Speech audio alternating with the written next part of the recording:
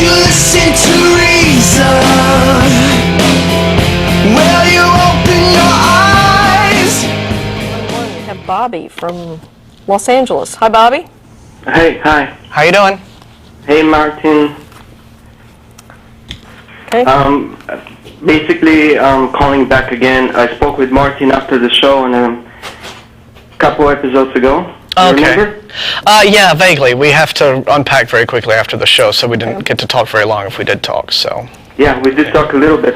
I think it's very appropriate that you're wearing the shirt that says "I choose reason," because that's exactly what we talked about. Okay.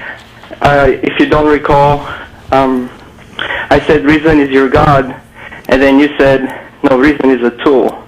Correct. Yes. And actually, I also to talk about the YouTube thing and experience with YouTube. I had a big problem with YouTube because a lot of atheists are going at me, and there's a video. That exact video is actually the featured video of YouTube. It says God exists just like Darth Vader, and it's a big joke on the internet. But that was exactly my point that I was trying to make.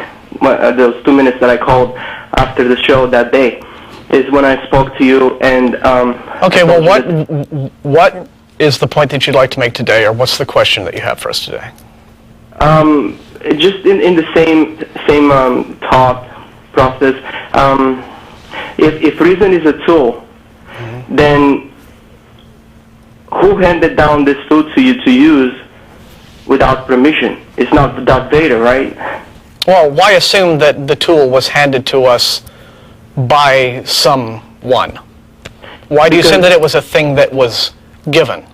Because we humble ourselves and we use the word God as means to show that we don't understand. Well, we don't use the word. We don't use the word God to show that we don't understand. When we don't understand a thing, what we say is, we don't understand this thing. Let's learn more about it. Okay. And that is the application I totally of reason to a problem. If you're trying to use atheism to approach and make religions like Christianity sound ridiculous, then that's fine. Atheism is... Well, we don't use atheism for that purpose either. For that. Like, here's what you're misunderstanding. Atheism is simply a response to theistic claims, right? Okay. What that is to say, well, no, let me clarify for you, Bobby, because you have a lot of confusion about these concepts. We hear, and it's not just from Christians, but anyone at all, could make a claim to us about a thing, right? Let's not even talk about gods or demons or heaven or hell or what that. Let's just say Loch Ness Monster, right? Okay, we'll just pick a random thing.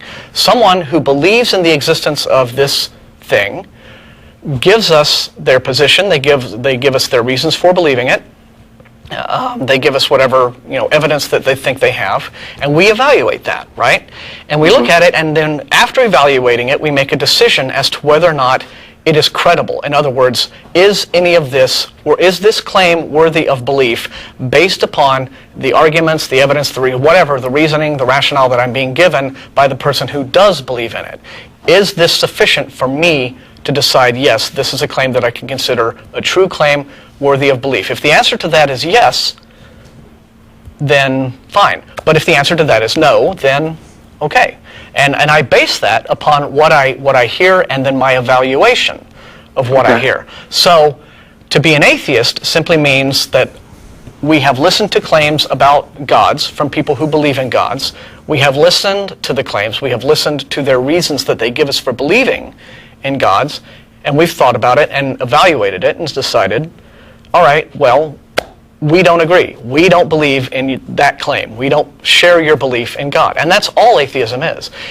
Beyond that, atheism isn't a thing that you use to then go on and attempt to make religions ridiculous or something like that. I mean, if at any point and you do see a lot of these arguments between theists and atheists, and the atheists are, ridiculing the theistic beliefs, but that's simply because that's all by way of being a response to what we're hearing. When a creationist comes up with, these wacky notions like, dinosaurs eating coconuts and vapor canopies and what have you, well, they are ridiculous. So that's the response to that. But it's not an act of using atheism to make the religious belief seem ridiculous. I mean, the atheism has theism. I didn't want to go there today. Okay. Not talking about that. Okay. That atheism is a religion. Well, it's just a common confusion, so that's why I wanted to bring it up, because you seem to be not clear on it. Well, I do agree that we're not supposed to make people a standard. You know, automobiles can be standardized, but not people. Then that's fine. But what I mean is, I'm calling today to talk about the same line of thinking. Let me ask you this premise. Do you agree that there is structure in the laws of the universe? There is structure? Well, what do you mean by structure? Of the universe. What do you mean by that? Yeah, I mean... anything like gravity or two clouds colliding and creating a lightning. Clouds colliding? That's not how lightning works, but point. Are there natural laws that exist by which, under which things in our universe, what we call natural laws? In other words, are there conditions that exist in the universe that we can find inconsistent? Yes, that is the case. So conditions, can we just call it structure? Well, you don't want to call it structure. Well, the natural laws exist. We can agree on that. The word structure as a form of a metaphor, like the word reason is a form of a metaphor. Well, reason's not a metaphor. That actually means something. Is in the laws of the universe. But I mean, again, you're making a lot of sort of wrong equivocations here. But yeah, okay, let's say that there's structure to the universe. Fine. Okay, let's move on. So from that, you deduce what? To give you a physical example that God exists, right? Well, but we're waiting for you to kind of bridge that gap. If you want to get from structure right now, I'm telling you that structure if there's structure in the universe to a God exists. I cannot build you the structure of the universe to prove you that there's a God. I cannot build that structure for you, and you realize that. Well, wait a minute. How does the existence of natural laws point to a God? How does it? Well, it's the same way as science works. They just take a sample of the whole thing, and then they make their conclusions and say, okay, well, it must be like this. That's our theory. It cannot be proven wrong until it's proven right. No. My question is very specific. How does the existence of a natural law point to a God? Okay. So F equals MA. How do you get a God from that? This is where we differ, and we're not going to reach a higher level of understanding. It's just me humbling myself. Please stop. Saying, you know what? I don't understand it, and you're right. You don't. Okay. Yeah. And I would rather call it God, and I take on this journey of finding out what God is through science or through self-understanding or whatever. Yeah, see, there's just basic concepts that you're not understanding, Bobby. I'm taking the liberty to humble myself and say, okay, well, let's stop with that, okay? Because you're not humbling yourself, okay? You are not humbling yourself when you decide, I'm going to make up a thing and decide that that's my answer and feel justified in that. First, okay, that's not an act of humbling yourself. But secondly, again, you're confusing you're conflating beliefs with knowledge. The idea that how do we distinguish? How do we I'm not saying that I believe. No, Bobby, listen. That, Bobby, we're going to put you on hold if you don't talk back to me. I don't think that. Okay. I don't think that. Bobby, it's what you just said. Is an invisible entity on my shoulder, and we converse. And if you don't pay him money, he's gonna, do. Bobby, I don't care about what specific concept of God you believe in. What we're talking about are on general principles. How do you distinguish an idea that you've got in your head that is a thing that you simply believe versus something that you can actually confirm? In other words, what method do you use? What tool? All things being equal, right? In life, we, just in order to get through life from day to day, need to have some sort of process, some kind of method, some kind of technique that we employ in order to distinguish true claims from false claims. We hear claims all the time. So how do you distinguish between ones that are true and ones that are false? When you are looking to buy a car, right? How do you distinguish someone says, I have a really great used car to sell you? How do you distinguish between whether or not that person is really telling the truth or lying to you? How do you distinguish between whether or not it really is a great used car or if it's a total lemon that's going to break down in a week? Where do you see? We have to have a process by which we understand. And just thinking, well, I like this because it sounds good to me, can and pretty much almost always does lead you down the wrong path, right? Because you can decide that, just because a belief sounds good, if you adopt that as a true thing and then it turns out not to really be the true thing, well, then where are you left?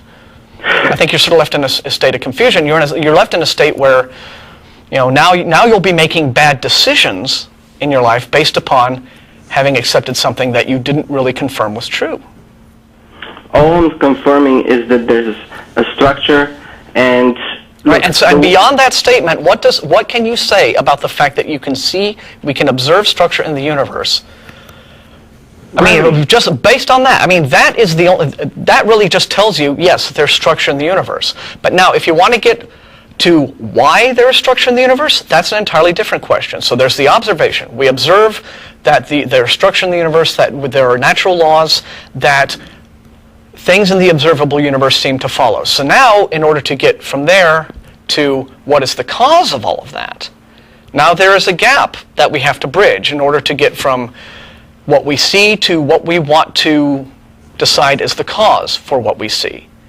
Okay? Well, and it's this part in the middle that's the important part.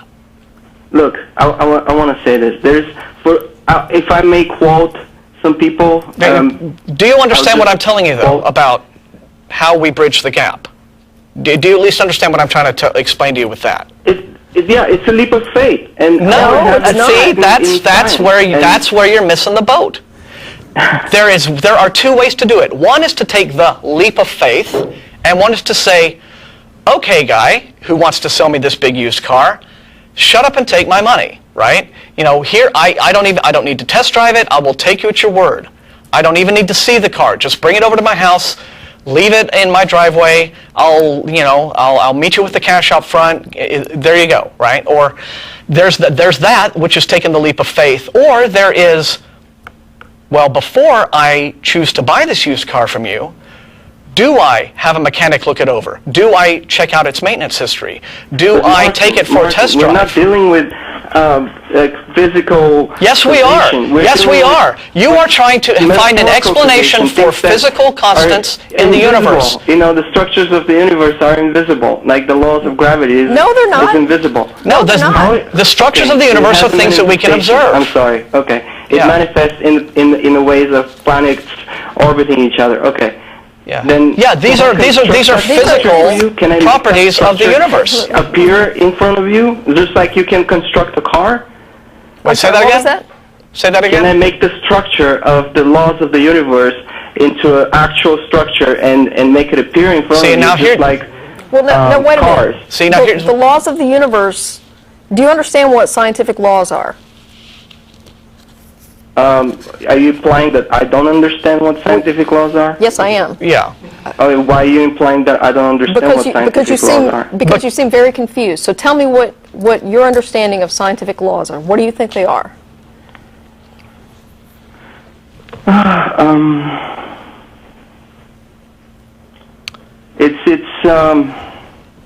It's a structure. It's No. It's something to as far as the science can reveal it. No, It's stop. Okay. Scientific laws, natural laws, are observations about how things actually work. exactly observation. That's my point. Well, The why didn't idea you- of God for me is an observation, and it started off with cavemen looking at the sky and hearing a thunder, calling it tengri. Now in English it's called thunder, and calling it the voice of God. Yeah, but you know what? We What has understand happened that since... the voice of God is actually a sound produced by a lightning. Yeah, So what happened... we still can't explain what is it that makes this structure of electricity's two electric charged clouds. Well, yeah, in point of fact, electricity is an understood natural We're phenomenon. still left with that, and we call that God now. I mean, that's just... No, we don't. history No, we 101. don't.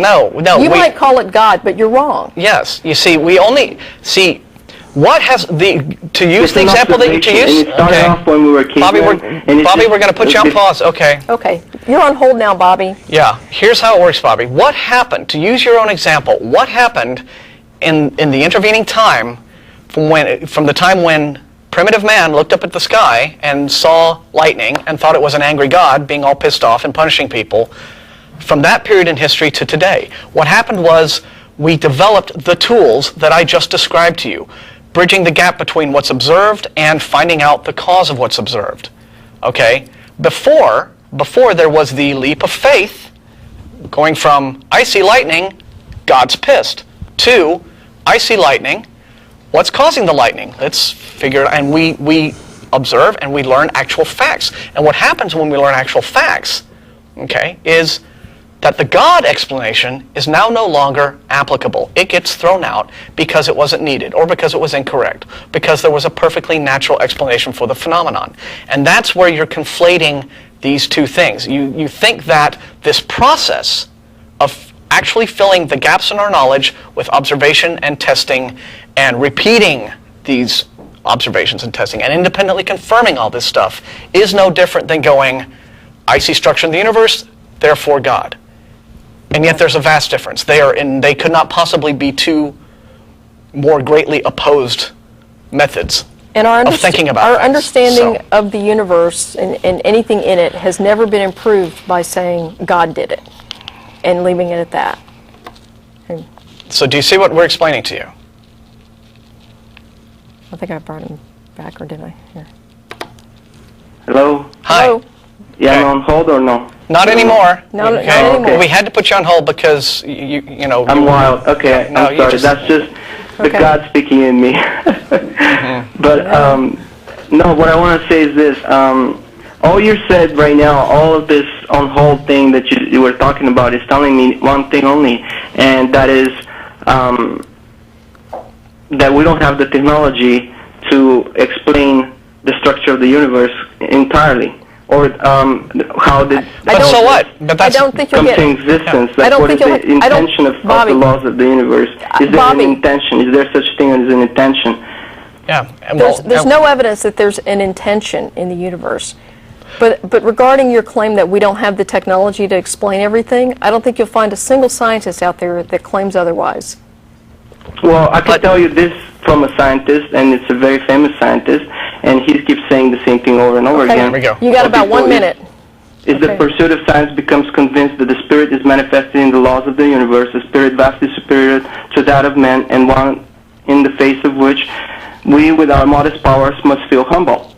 And if it's just the act of being humble that you say there is a God, then you can't separate the wisdom of theism from the strong claim that there is a God. The only thing is that you prove that Yeah. you don't believe in a personal God, and you've never denied this, but something in which you call religious is the unbound admiration for the structure of the Okay. world, Yeah, and yeah. as far as science Yeah, we've can heard this reveal it. one. Yeah. Again, the point is, there are religious scientists in the world, but again, it's immaterial, right? The fact that science doesn't know 100% of everything with absolute certainty is not in and of itself justification for leaping to a God. Even if every single scientific principle, every scientific law, every fact that we thought that we knew about the structure of our universe was demonstrated to be wrong tomorrow, that does not get us any closer to, is there a God who is doing all of this with intent? That would still be a claim for which we would have to use the scientific method to find the evidence for. So I think you're conflating a lot of basic concepts. If science knew what they were doing, it wouldn't be called research. It would be called, something else. They don't know what they're doing. They're just doing research. And Well, yeah, doing research is kind of all That's about knowing what you're that's- knowing what you're doing. That's adding to Okay. the body Yeah. of knowledge. Yeah. So And another thing again, about and it's scientists, not- they're so- all religious because they believe that the structure of the universe will remain the way it is, and it will not collapse. okay, Bobby, now you're being silly and you're Yeah. done. Okay, Yeah. we've got other callers, so Yeah, we you can't can give call you half back the show another again. time. Yeah. So thanks for the call. Fine. You find these false equivalencies made all the time, and Yeah. a lot of it's just very obvious. Basic concepts he doesn't really grasp, right? Yeah. You can't just simply Yeah. go from here's an observed fact leap to a God. Well, I especially like tell me what you think the natural laws are, followed by dead silence. yeah. And- Well, because that kind of demonstrated. I mean, right there, until you know, this whole thing about knowing Yeah. what you're talking about. Right? Yeah. Scientifically illiterate people shouldn't lecture on how science works. Just kind of, Okay. let's move.